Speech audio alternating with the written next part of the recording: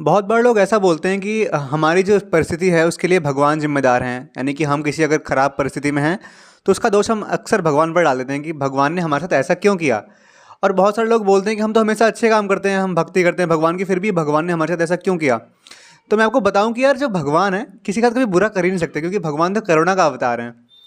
मतलब एक स्टोरी है, एक ऋषि थे, ऋषि भृगु। तो वो भगवान के वैकुंठ धाम में गए थे, वो सो रहे थे तो भगवान उठे नहीं। तो भृगु ने उनकी छाती पर लात मार दिया। तो भगवान ने कहा कि जग गए भगवान, और भगवान ने कहा अरे महाराज आपके चोट तो नहीं आई मेरी कठोर छाती पर लात मार के। तो इतने दयालु हैं भगवान कि अगर आप उन्हें गाली भी दोगे तब भी वो आपसे प्यार करेंगे। तो फिर ये क्वेश्चन आता है कि फिर हमारी जो परिस्थिति है, जब भगवान इतने दयालु हैं, तो हमारी जो खराब परिस्थिति है या जिस भी फेज से हम गुजर रहे हैं उसका कारण क्या है। तो बेसिकली शास्त्रों में ये कहा जाता है कि जिसका कारण है वो हमारे ही कर्म हैं। वो कर्म हो सकता है आपके इस जन्म के हों या फिर पिछले जन्म के या पिछले कई जन्मों के भी कर्म हो सकते हैं।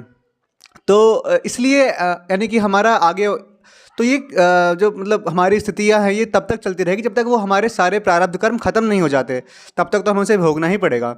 तो इसलिए भगवान ने हमें ये मानव जीवन दिया है, तो इसका हम फ़ायदा उठाएं, अच्छे कर्म करें ताकि आगे वाले जीवन में हमें इस तरह कष्ट प्राप्त ना हो। धन्यवाद।